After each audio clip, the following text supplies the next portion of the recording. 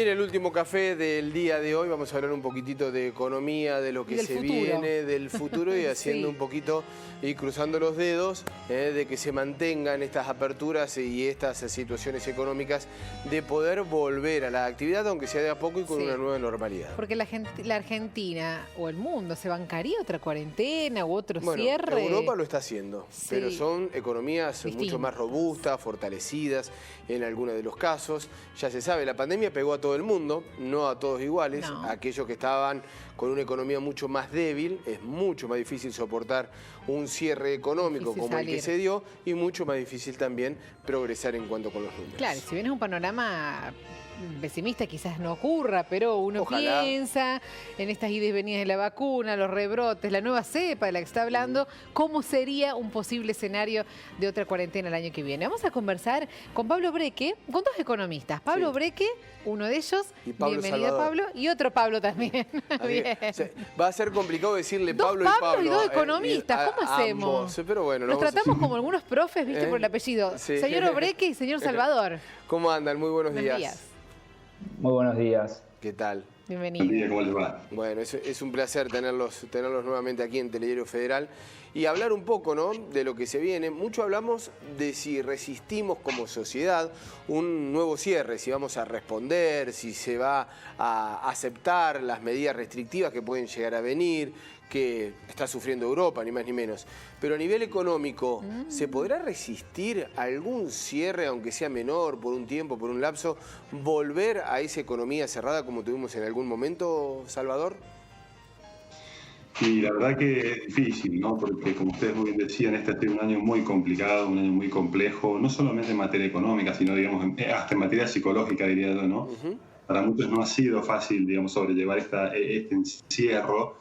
Y uno cuando camina ahora por la calle o cuando ve imágenes por la televisión ve que la gente como que se ha relajado un poco. Entonces, en el caso de haber una segunda ola y un nuevo confinamiento, eso va a ser complicado y claramente a la economía la va a dañar. Recordemos que todos los indicadores de este año lamentablemente son malos. Es cierto que ya veníamos de años malos y la cuarentena y la pandemia lo que hizo fue, digamos, empeorar estos indicadores, con lo cual un nuevo confinamiento, digamos, dificultaría más esa salida que se podría ver el año próximo. Bueno, es raro llamarlos por el apellido, pero señor Breque, ¿cuáles serían los riesgos de un escenario así, si uno lo imaginara en lo económico? Bueno, coincido con lo que mi colega y tocayo acaba de decir, y yo agregaría que Argentina tiene un porcentaje de la población en economía informal. Y ese porcentaje que rondaría, a ver, de los últimos datos que hay es 40%, pero creo que vamos a superarlo.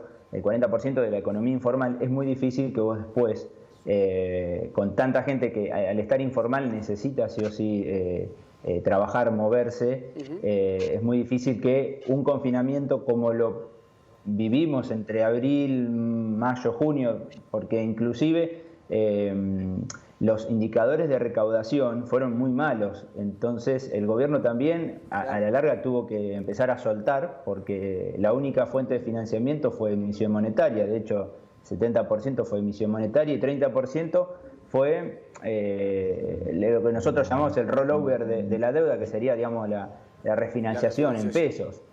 Entonces, esa circunstancia, yo creo normal, digamos, te pone un límite a querer vos hacer un confinamiento tan estricto, y me parece que habría que buscar otra alternativa si hay un rebrote, si hay una nueva cepa, o esperemos que las vacunas hagan, digamos, ese efecto que permita seguir trabajando con el virus ahí dando vuelta, pero seguir trabajando, porque no creo que Argentina pueda resistir eso. No hay Les doy un caso, y fíjense un caso, México, López Obrador, él sabía que su economía, gran parte de su economía era informal, y no quiso confinar desde el primer momento, porque él entendía que si él confinaba, el catástrofe económico no tenía recursos para después cómo solventarlo.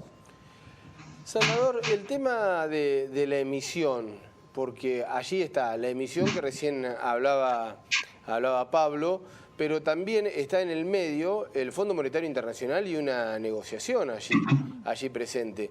¿Cómo influye todo esto en una negociación, estar analizando cada una de las medidas? Porque me parece que tiene una trascendencia muy importante, ¿no?, para el futuro. Sí, totalmente. Yo siempre cuando me han preguntado he dicho que en el caso nuestro sería muy importante contar con un plan, con una dirección concreta, con un norte.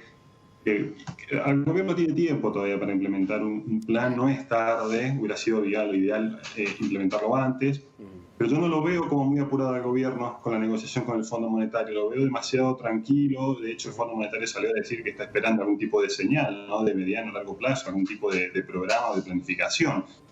Claramente la emisión, este exceso de emisión que hubo durante todo este año, al igual que hicieron todos los países, todavía no lo hemos reflejado en el índice de precios al consumidor, algo que se empezaría a reflejar el año próximo puntualmente. Ahora diciembre es un mes donde la gente necesita, las empresas necesitan tener esos pesos guardados en el bolsillo, ¿no? Discúlpame, ¿decís exceso? ¿Categorizás como exceso porque realmente fue un exceso y fue notorio o porque crees que se podría haber emitido menos? No, exceso de dinero, digamos, exceso de oferta, ¿no? O que la cantidad de dinero excede a lo que la gente necesita o a lo que la gente desea tener. No había muchas opciones, ¿no? Digamos, no había muchas alternativas. Es lo que hicieron la mayoría de los países. El problema es que Argentina viene un problema de 15 años con inflaciones de dos dígitos, 29% anual de promedio. Entonces, lamentablemente, si hubiéramos tenido arreglado el tema de la deuda, por ejemplo, quizás hubiéramos podido acudir a organismos internacionales como hicieron algunos países vecinos. Eso está descartado y el gobierno nacional lo que hizo fue acudir a la emisión y a la suba de impuestos. Con lo cual esto lo vamos a ver reflejado en el 2021, el tema de la emisión, sobre todo porque el gobierno ya aclaró que se van a descongelar las tarifas, ¿no? Sí. Claro. Bueno, justamente sobre eso te iba a preguntar, bueno, a vos, Pablo Obreque, porque se van a descongelar se va a terminar el descongelamiento, los IFE ya terminaron, los ATP están ahí, bueno, ahora por este mes de diciembre, pero todo eso se tendría que acabar, o por lo menos es lo que el gobierno había anticipado, ¿y después? Bueno, yo creo que es un año electoral el año que viene, Sí, claro. Lo cual, viste que decían que se van a levantar las tarifas, pero por 90 días. Ahora hay que esperar hasta marzo. Sí. Y vamos a ver qué pasa en marzo, es el largo plazo en marzo, ¿no? Entonces hay que ver si obtiene recursos de algún lado, porque acá yo coincido en lo que dice mi colega, suscribo y además les diría, había alguna oportunidad de bajar gasto público y no se bajó. Entonces, o sea, por eso la única, Salvador correctamente dice, bueno, exceso de emisión, porque algunos países también bajaron gastos públicos y nosotros no, incrementamos impuestos. Pero el año que viene vamos a ver. Vieron que dicen que de a poco va ajustando los precios, o sea, en marzo dirán, bueno, vamos a subir un 5%, un 8%, y creo que va a ser la manera de bajar gastos, o sea, eliminando algunos de los subsidios. Igual lo quiero ver, porque vamos a ver qué pasa entre enero y febrero, que ahí Salvador decía de la demanda de dinero. Ahora, diciembre nosotros queremos tener dinero, los pesos, porque tenemos que hacer gastos, tenemos que pagar, las empresas pagan aguinaldos y demás. Enero y febrero, generalmente en Argentina, no son meses de que queremos los pesos. Entonces vamos a ver cómo eso también repercute sobre ese exceso de pesos, si va al dólar, si va a compras de mercadería, a una velocidad más rápida de la producción. Entonces eso te puede jugar, digamos, un efecto con la inflación. Y las tarifas, el gobierno sabe que si saca subsidio a las tarifas le va a pegar a la inflación. Entonces, la gran duda que yo tengo del 2021 es, bueno, ¿qué va a preferir? ¿Devaluar y en un contexto de elecciones o mantener inflación alta? Acá Pablo ha dicho algo correcto, hace 15 años que tenemos, o 10, 12 años que tenemos de dos dígitos.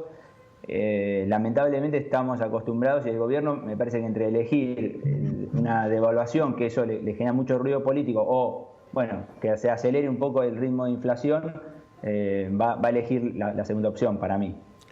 El tema de la devaluación, ya lo presentó Pablo y te lo pregunto a vos, Salvador, porque estuvo, ¿no? En algún momento, bueno, nosotros, digo, como argentinos y como medios de comunicación, parece que tenemos por un par de días algunas noticias y hablamos todo el tiempo del dólar, de la posible devaluación.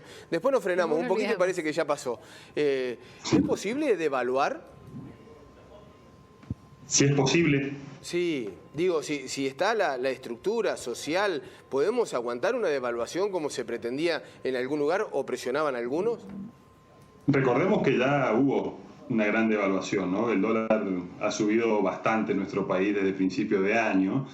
Si vos decís una devaluación, digamos, hecha a propósito para estabilizar un poco, reordenar un poco las cuentas, y es complejo. Sobre todo, ¿no? Cuando el dólar paralelo estaba pisando los 200 pesos, ¿te acordás? Que allí se hablaba de una posible devaluación. Sí. Claramente aquí hay un problema de desconfianza contra la moneda argentina, ¿no? Y es un poco a raíz de lo que decía Pablo, lo que les comentaba yo de la inflación gobierno tras gobierno, ¿no? Sistemáticamente nos están estafando con el peso, ¿no? Entonces, la gente ya lo sabe esto y nadie quiere tener los pesos, salvo en algunos meses puntuales, ¿no? Entonces, claramente el gobierno necesita rápido un norte. Afortunadamente logró calmarse el mercado cambiario, porque eso la verdad que genera mucha incertidumbre, y cuando se mueve mucho tipo de cambio nadie se mueve, ¿no? Ni las empresas, ni los consumidores, nadie. Fue récord negativo la compra de dólares, ¿no? En cuanto a los ahorristas, al menos aquellos que se dirigieron a comprar el famoso dólar que causaba tanta preocupación al gobierno, la última medición fue un récord negativo de la cantidad de gente que menos compró en el último tiempo. Sí, totalmente, porque recordemos que el gobierno tomó muchas medidas, tanto el Banco Central como el Ministerio de Economía tomaron muchas medidas justamente para tratar de aplacar un poco las cotizaciones financieras y con ello también un poco el blue, y de hecho está bastante quieto, ¿no? Afortunadamente. El tema es que si vos no tenés un plan concreto, y la presión esa sobre el tipo de cambio va a seguir estando, como decía Pablo, ¿no? En enero, febrero, cuando nadie quiera tener esos pesos en el bolsillo, la gente va a salir a buscar lo que siempre sabe buscar.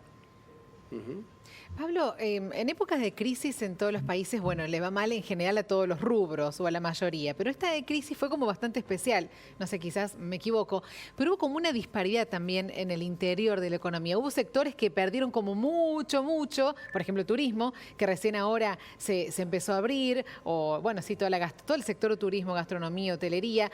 Otros, por ejemplo, el rubro alimenticio perdió mucho menos porque más o menos se mantuvo con algunas ventas. Hasta con crecimiento. Claro, hubo algunos, bueno, por ejemplo, el sector de la industria de las bicicletas y todos esos que fueron creciendo. Estoy pensando en algunos rubros en particular, pero digo, fue como dispar.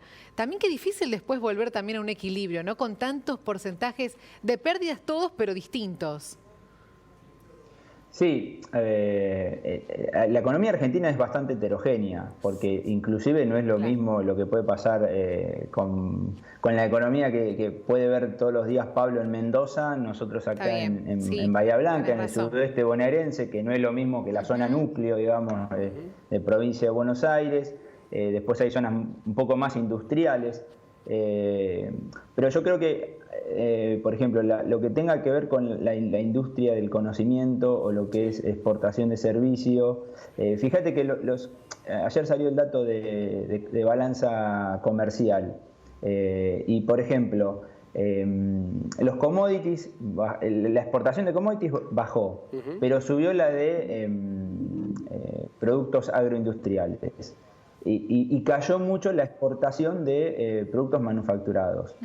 Entonces hay que ver en qué región, digamos, y en qué lugar, digamos, la pandemia pegó mucho más. Claro. Yo creo que el sector comercial, digamos que fue malo transversalmente a todos los sectores, porque comercio, industria, bueno, vos lo decías muy bien, Mercedes, turismo.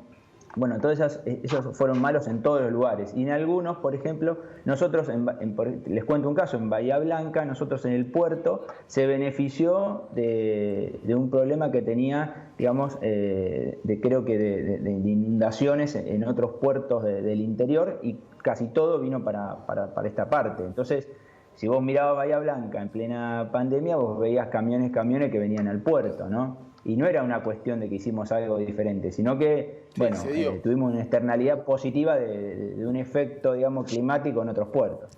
Bueno, esperemos que continúen estos números, ¿no? De pequeños, pero índices de crecimiento. También la comparación, lo decimos y ustedes nos han hecho saber que la comparación que tenemos interanual con el 2019, prepandemia, era un año también muy, pero muy flojo en casi todos los indicadores económicos.